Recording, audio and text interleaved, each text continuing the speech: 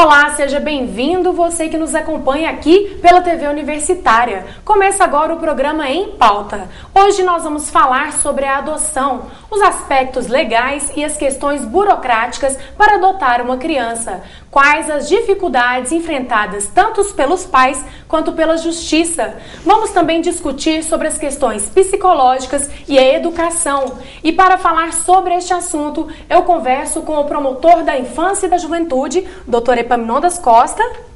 Converso também com a Virgínia Pereira Gomes, que é psicóloga.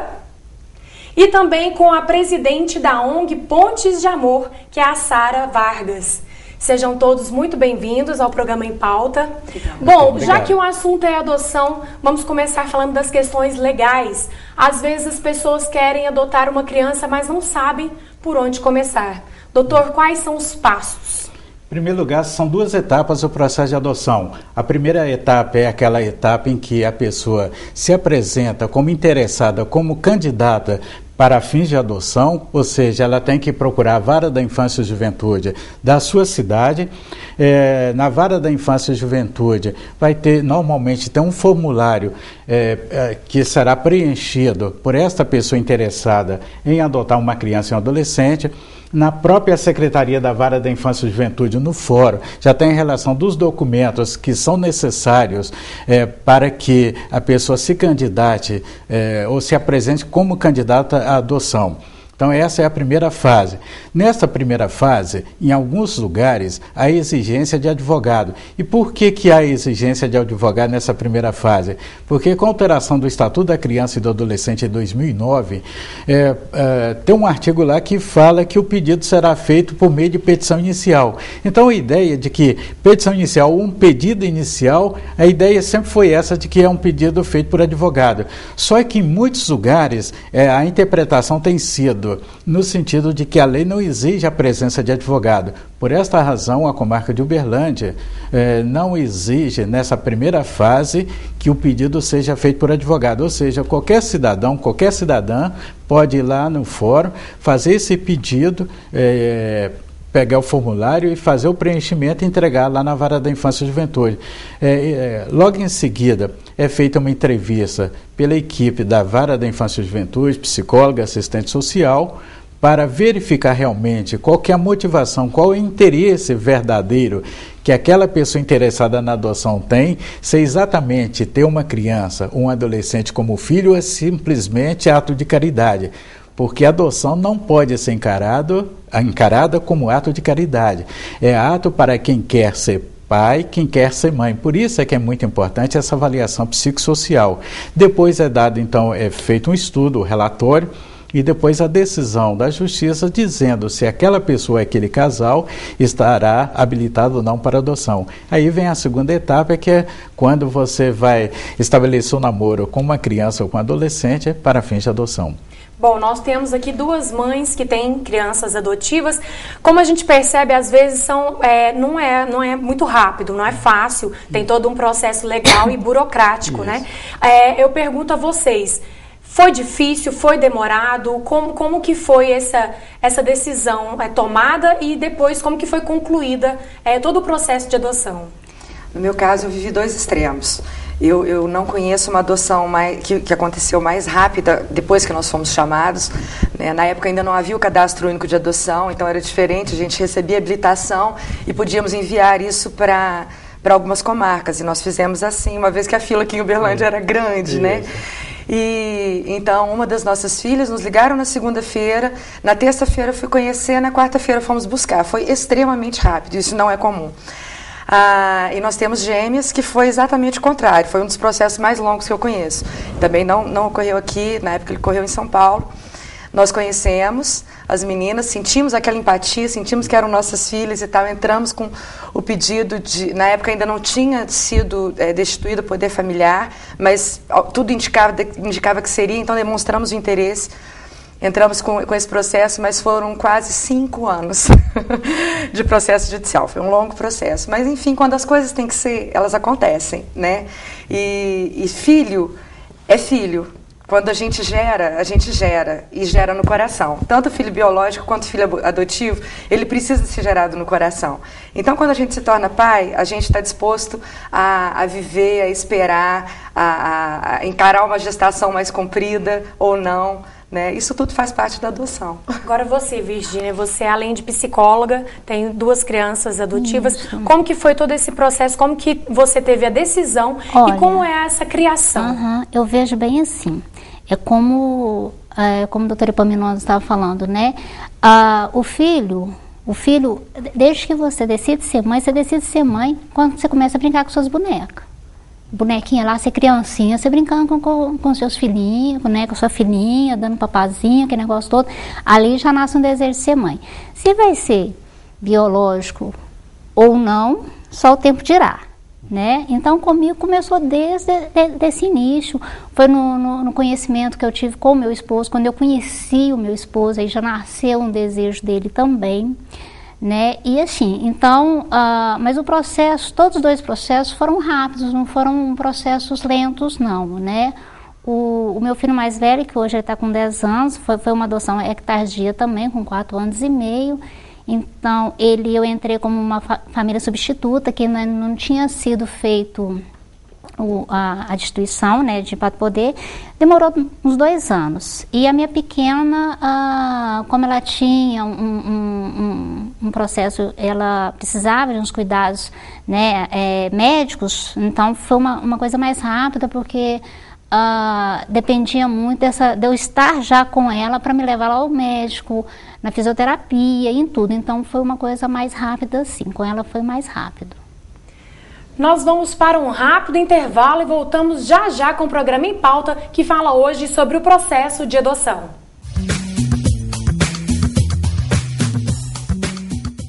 A Lei Maria da Penha completa 6 anos, mas mesmo assim, uma mulher é agredida a cada 5 minutos no Brasil. Por ano, mais de 4.000 são assassinadas. A cada 3 pessoas atendidas no SUS em casos de violência doméstica, 2 são mulheres.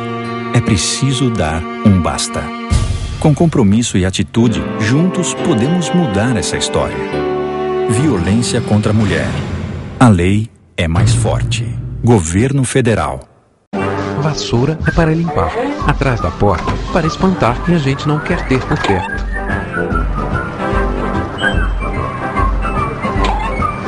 As eleições estão chegando. Na hora de votar, escolha candidatos que respeitam você e que não sujam a cidade. Para os sujões não ficarem por perto, vassoura atrás da porta. Apoie essa ideia. Sujeira não é legal. O turismo constrói pontes. Entre você e o Brasil, o Ministério do Turismo investe em obras de infraestrutura turística que transformam a realidade de cada região, fazendo com que todo brasileiro possa descobrir seu próprio país. Por onde quer que você passe pelo Brasil afora, vai perceber que tem um Brasil melhor para o turista em todo canto do país. Viaje pelo Brasil. Ministério do Turismo. Governo Federal.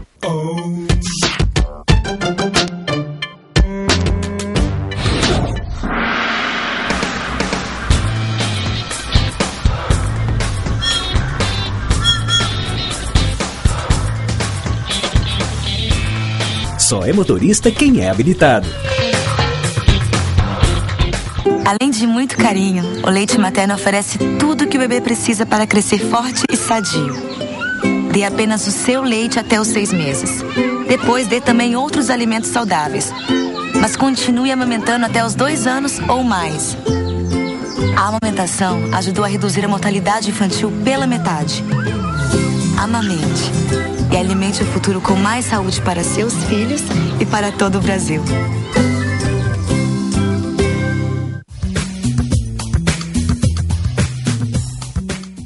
De volta com o programa Em Pauta, hoje falando sobre o processo de adoção. Doutora Epaminondas, aqui em Uberlândia, como está a procura pela adoção? Nós temos aqui mais de 100 famílias ou pessoas inscritas à adoção, porque a pessoa solteira também pode se candidatar, ou a pessoa divorciada, a pessoa casada, ou convivente. Então, na verdade, nós temos 109 pessoas inscritas à adoção.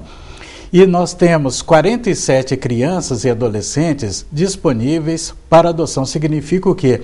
Que estas crianças e adolescentes não poderão mais voltar para a família, foram abandonadas pelas famílias e por esta razão a Justiça decidiu, depois de dar oportunidade para essas famílias, que essas crianças estarão disponíveis para adoção. Entretanto, por que elas não foram encaminhadas ainda para adoção?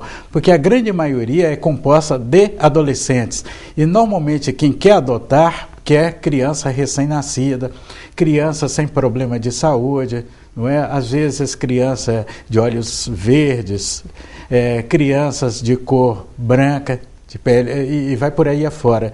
Então, por esta razão, apesar de nós termos um número maior de pessoas interessadas na adoção e um número menor de crianças e adolescentes disponíveis para adoção, estas pessoas, esses adolescentes não são encaminhados para adoção. Certo. A Sara é presidente da ONG Pontes de Amor, né, Sara, que começa agora em Uberlândia. E você viu a necessidade, talvez, de famílias que querem adotar ou famílias que já têm crianças adotadas, talvez de interagir mais sobre o assunto, dificuldades no relacionamento.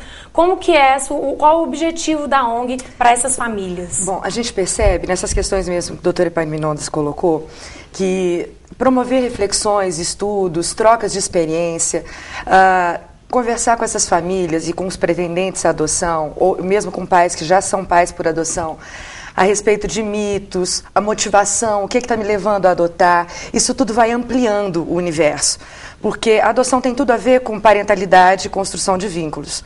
O que está me criando esse desejo de ser pai, de ser mãe? O que é verdadeiramente ser pai ou ser mãe? Quando eu engravido, eu não sei se meu filho vai puxar meu avô, que era italiano, que tinha pele clara e olho azul, ou se vai puxar ao bisavô paterno, que era moreno, mulato, né? Então, assim, já a questão essa questão da resistência interracial já é levantada. Eu também não sei se eu vou ter um filho com síndrome de Down ou portador de qualquer deficiência física. Então, assim, por que às vezes, quando a gente parte para o processo de adoção, as nossas expectativas são tão elevadas?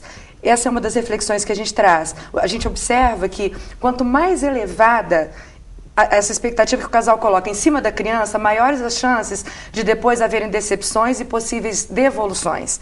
E isso é uma coisa que nos incomoda muito, porque isso gera um problema social e psicológico, tanto na vida da criança que foi rejeitada, quanto na vida dessa família, que sonhava em constituir família, que declarou isso publicamente, socialmente, viveu uma frustração muito grande, né?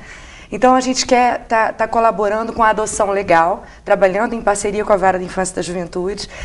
A gente sabe que as varas, né, o judiciário hoje se encontra sobrecarregado de trabalho e os grupos de adoção, eles vêm trazendo o quê? Um acompanhamento constante, onde a gente consegue, numa boa parceria, não fazer o trabalho do judiciário, mas apoiar, fortalecer e, às vezes, sim, até trocar algumas experiências, né?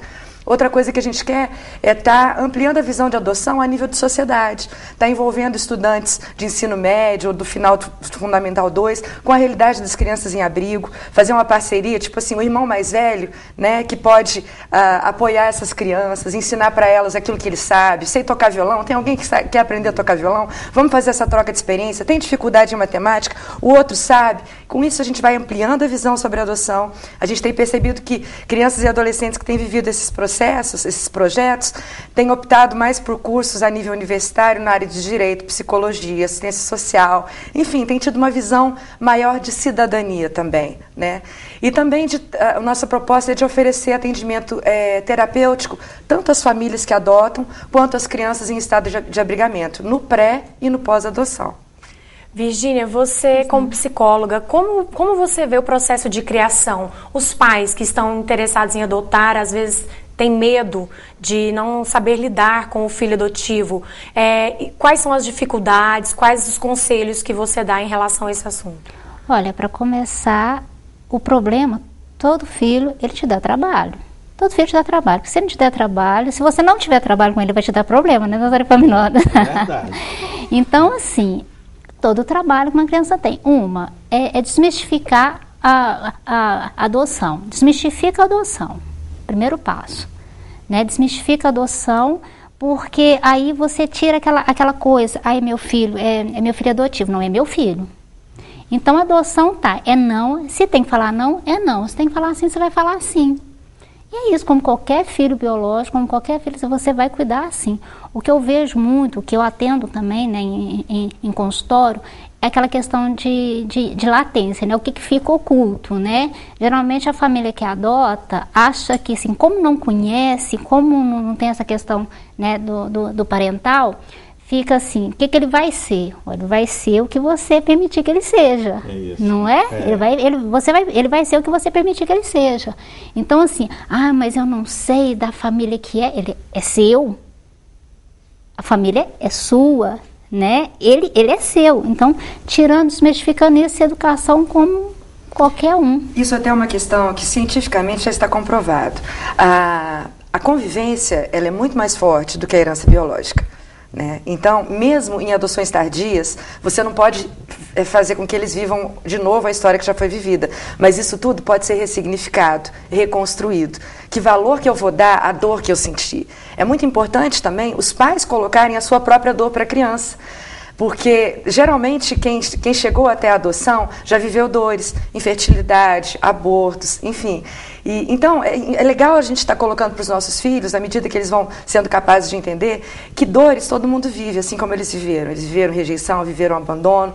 Mas, o que eu vou fazer com essas dores? Eu vou deixar que elas me destruam ou eu vou deixar que eu seja fortalecido com isso? Uma vez eu vivi uma experiência muito forte com uma das minhas filhas.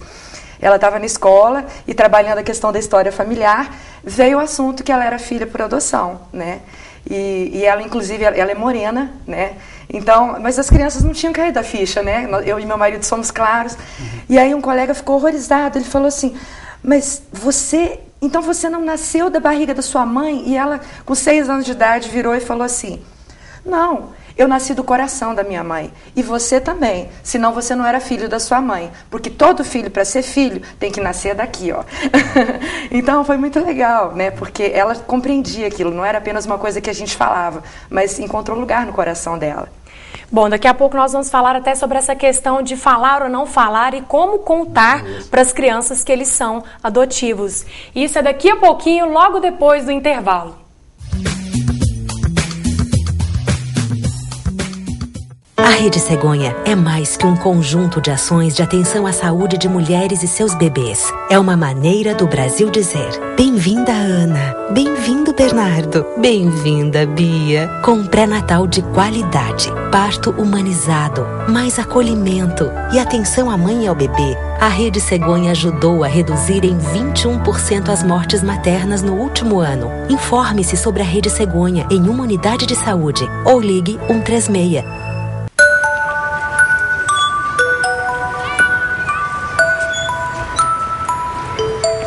Não é apenas na certidão de nascimento que um pai faz falta.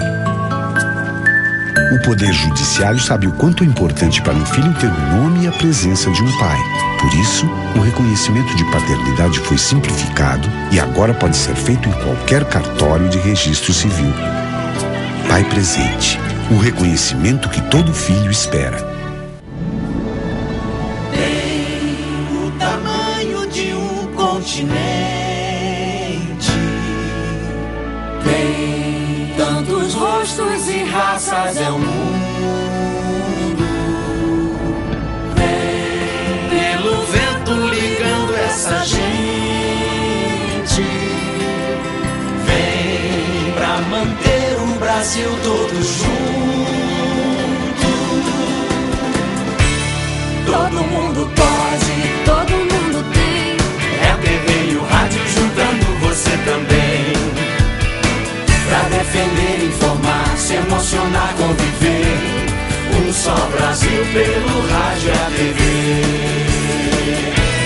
Todo mundo pode, todo mundo tem. É a TV e o rádio juntando você também.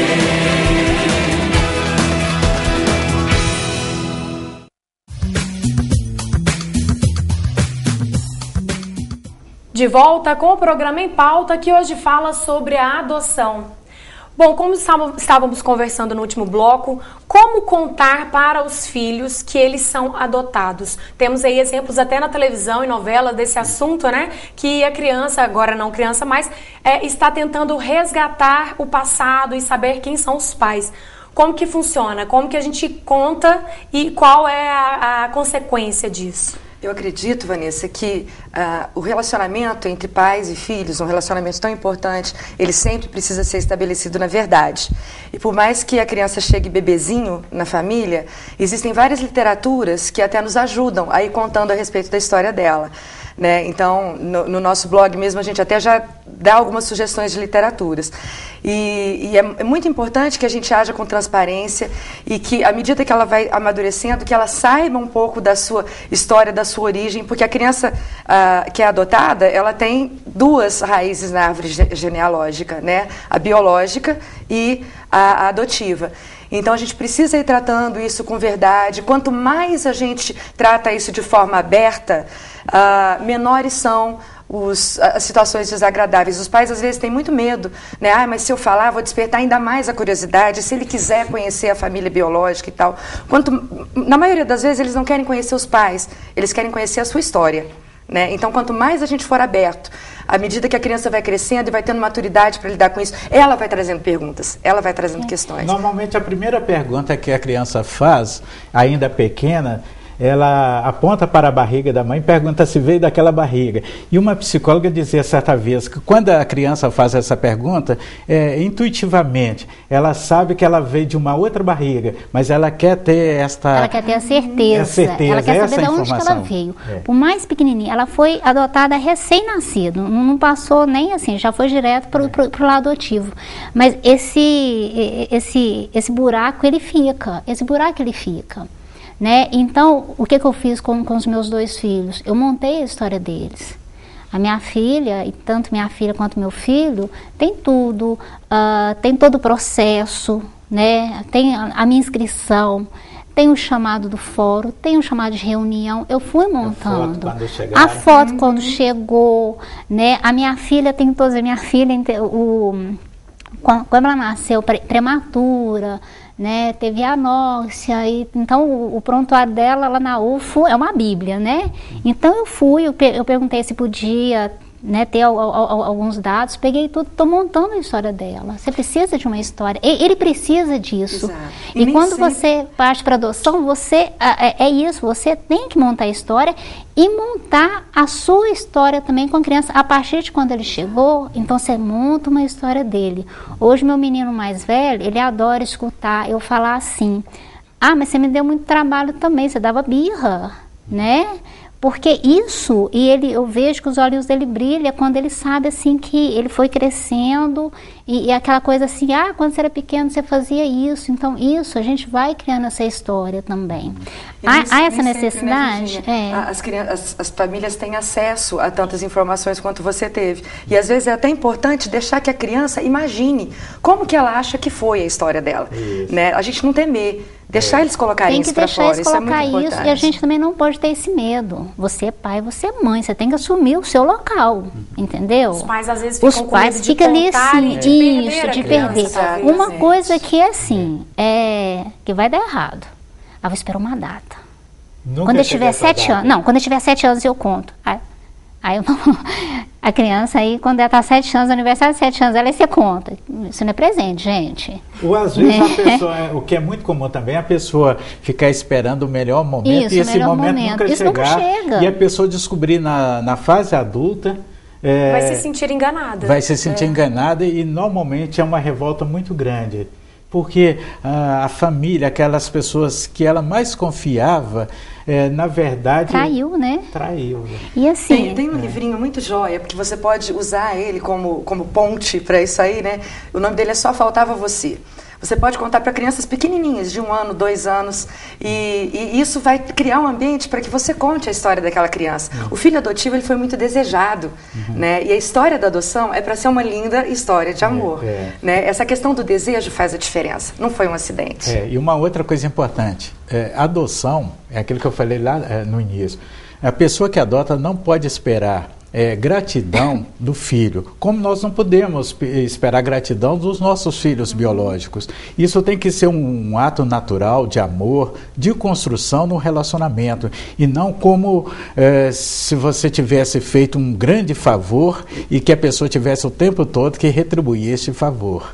Tá, agora para a gente finalizar, infelizmente o programa já está chegando em seu momento final. Doutora, as pessoas interessadas em conhecer mais sobre o processo de adoção podem procurar a Vara da Infância e da Adolescência, falar com o senhor? Isso, pode. Tanto a Promotoria da Infância e Juventude, quanto a própria Secretaria da Vara da Infância e Juventude no fórum local. Certo. Sara, conta pra gente qual o contato que as pessoas podem ter para ter mais informações sobre a ONG, tirar essas dúvidas relativas à adoção e o comportamento. Sim, nós vamos começar com reuniões abertas a partir de outubro. Se você tem vontade de participar, ligue no 3235-0218, 3235-0218, ou entre no nosso blog, que é o pontesdeamor.blogspot.com.br. Isso. Muito obrigada a todos pela participação. Eu parabenizo as mães também que tiveram essa linda atitude de adotar aí as crianças. E nosso programa fica por aqui, nós voltamos na semana que vem. Dê a sua sugestão de tema para o nosso debate. Basta ligar no telefone 3239-4343. Obrigada pela sua companhia e até a próxima edição.